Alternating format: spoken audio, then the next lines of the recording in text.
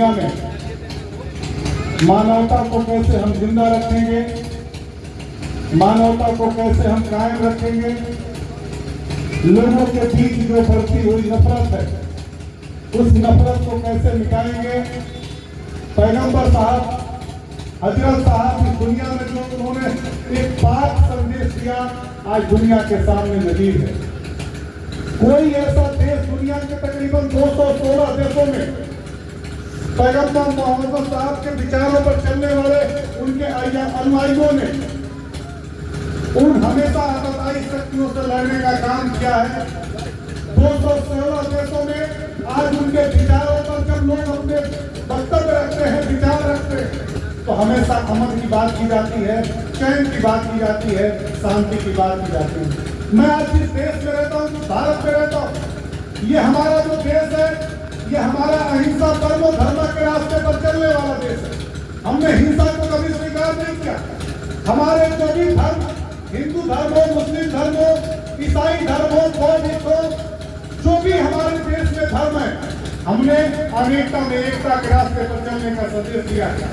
राम सभा रुपये में आप पधारे हुए हैं, इस त्योहार से क्या संदेश देना चाहेंगे सर? हमारे चैन शांति का जो पैगाम लेकर पैगंबर साहब ने जो संदेश दिया देश और दुनिया का, वह आज के समय में नजीर है। देश और दुनिया में जिस तरह से नफरत का भाव बढ़ता जा रहा है, जिस तरह से अराजकता बढ़ती चली जा रही है, जिस तरह से लोगों के बीच में वैमनस्यता बढ़ती जा रही है, उस बीच में पैगंबर मोहम्मद साहब के जो विचार थे वो बहुत प्रासंगिक थे।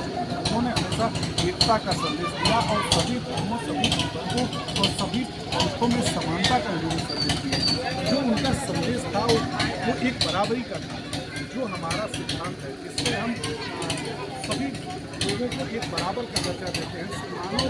मानवता का जो संदेश देते हैं, पैगंबर साहब के आज जश्न ईद मिलाद के अवसर पर लोग यहाँ पर एकत्रित हुए। आप देखिए कि जिस तरह से वो लोगों के अंदर एक एकता का भाव लेकर के लोग जुलूस लेकर के निकल रहे हैं और उसके बाद से पैगंबर मोहम्मद साहब को याद कर रहे हैं। वो उनकी याद में जो ये एक जुलूस निकल रहा है, लोग इससे संदेश दे रहे हैं कि पैगंबर साहब ने एकता का, समानता का संदेश जो दिया था, गरीबी अमीरी के बीच में खाई बांटने का जो उन्होंने संदेश दिया था। आज के समय में जो जिस दौर में हम जी रहे हैं, इस दौर में अमीर अमीर होता चला जा रहा है, गरीब गरीब होता जा रहा है। लोगों के अंदर एक नफरत का ऐसा आग जला हुआ है कि लोग एक दूसरे को मारने, पीटने, काटने पर उतारू हो गए। उस बीच में पैगंबर मोहम्मद साहब के विचार प्रासंगिक हैं और उनके विचारों पर चलना चाहिए। दूसरी सबसे महत्वपूर्ण बात है कि आज के समय में सरकार जो प्रण लेती है, सरकार जो शपथ लेती है कि हम सबको साथ में लेकर के चलेंगे, सबके बीच में एक ऐसा संदेश देंगे कि जो सबको बराबरी का हक दे। लेकिन हमारे देश में भारतीय जनता पार्टी के शासनकाल में जिस तरह से अल्पसंख्यक वर्ग के ऊपर अत्याचार किए गए हैं, भारतीय जनता पार्टी ने सामाजिक रूप से अपमान किया है, आर्थिक रूप से कमजोर करने का काम किया, नौकरियों से वंचित करने का काम किया। आज कोई ऐसा अल्पसंख्यक वर्ग का व्यक्ति नहीं है जो इस सरकार से संतुष्ट हो।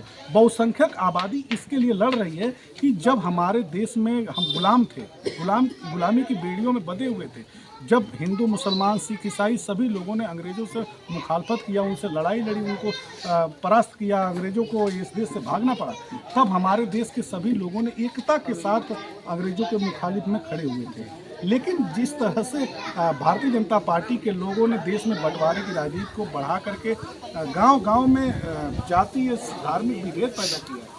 योगी आदित्यनाथ जी उत्तर प्रदेश के मुख्यमंत्री हैं, 25 करोड़ आबादी उनको बहुत आशा भरी नजरों से देखती थी। लेकिन योगी आदित्यनाथ की जबान और बयान हर रोज इस तरह से आते हैं जो समाज को बांटने का काम करते हैं। मैं सिर्फ इतना कहना चाहता हूँ कि भारतीय जनता पार्टी के लोगों को हिंदू, मुसलमान, भारत, पाकिस्तान, मंदिर, मस्जिद, ईद, बकरीद और शमशान कब्रिस्तान से बाहर निकल करके जो जनता से आपने वादा किया था उसे पूरा करना चाहिए। श्री अखिलेश यादव जी के यशस्वी नेतृत्व में उत्तर प्रदेश में जनता ने यह तय कर लिया है कि परिवर्तन का बिगुल फूकेंगे और श्री अखिलेश यादव जी की समता, समानता और संपन्नता के रास्ते पर चलते हुए उत्तर प्रदेश में परिवर्तनकारी सरकार बनाएंगे और पीडीए के पराक्रम, पुरुषार्थ और परिश्रम के बल पर एक पिछड़े, दलित, अल्पसंख्यकों की हिमायत करने वाले हमारे नेता श्री अखिलेश यादव जी को मुख्यमंत्री बनाएंगे।